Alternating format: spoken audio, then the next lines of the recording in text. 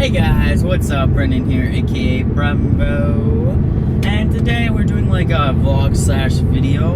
I'm just gonna call it a vlog, and it's about 160,000 miles later. I know what you guys are thinking, that I do not own this car since 2003, and you are right, I did not. I just got this last year, so how am I supposed to do a good valuation of it? That's a good point. But I'm just gonna do the 1 year I've owned this car and what problems I've had with it. So, to begin, when I first got this car from a dealership, it had a check engine light. And basically, I was kind of scared, lenient about getting the car just because of that, because that can mean a lot of problems. But I took the risk and I still bought it.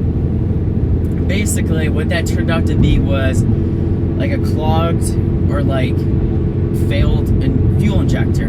So I replaced that fuel injector, and ever since then it's been good. So it was a kind of a low fix, not super cheap but not super expensive, $200. So that was one of the first problems I encountered right when I got the car, basically. Second, the transmission. I did not know this when I bought this car, but the transmission slipped every once in a while. Not every single time, not never, but every once in a while it would slip, and you would constantly like get thrown back, or when you would brake and it would downshift, you could fling forward.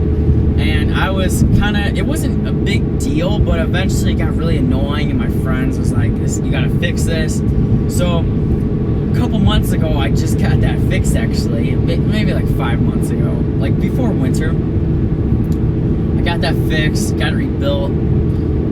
It was pretty pricey, but now it's like a brand new car. It runs so great, and I can actually cruise in comfort. Next was a power steering leak, and that was pretty major, as in the way that it leaked. It leaked a lot. I had to refill it a couple of times. I got it fixed, but they didn't fix it completely, I guess. I don't know what was up with that. They didn't tighten the bolt to proper torque specs, and that's what happens. So I had to go there multiple times to get it fixed, and that got fixed. Then the oil started leaking. It's not a lot, like a drip a day probably, like a drop, that's it. But the gasket under the bolt is bad. I'm getting that fixed tomorrow, actually. It's still going on, but it'll be fixed. And hopefully after that, nothing will be wrong. But besides those things, it's actually been very good. Except that the transmission was pretty pricey, but besides that, it's been pretty good. So 160,000 miles is quite of a bit, I would say, especially for like an American car. It's kind of a lot.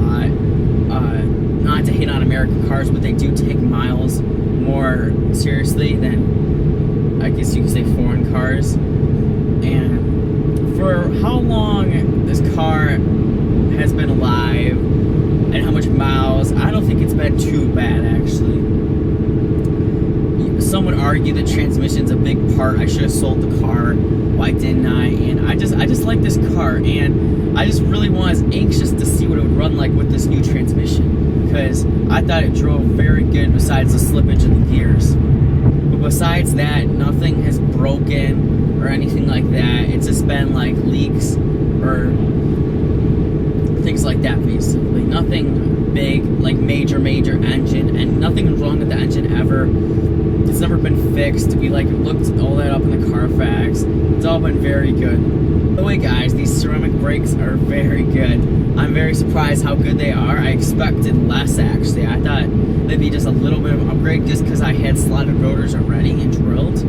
But with these ceramic pads and these thicker rotors, how they should be, and not worn down crazily, they are very, very good. Like, I just hit the pedal and you just go. Like, it's very, very stoppish. That's not even a word, but stoppish. And when you look on your rims, there's no dust. So it's true, there's no dust at all with ceramic brakes. I've not cleaned my wheels since I put them on, which has been like a week and a half. No, like I can just run my finger, nothing will be on my finger. It's been that good. I'm just very impressed, totally worth the money, and if I could recommend to you, it would be the PowerStop Z26 kit. It's just very good and no problem so far. The installation was very easy, came with all the right materials, and if you haven't checked out my brake and rotor nightmare installation, you can check that out. I'll put an annotation right here. Sorry for the short vlog, guys. It was a topic I wanted to talk about, but there wasn't a ton to talk about. I just wanted to let you know how reliable the car was, because a lot of people were asking, how reliable is the car? Is it a good choice for a first car if you don't have a lot of money? So I wanted to get that fixed and answered.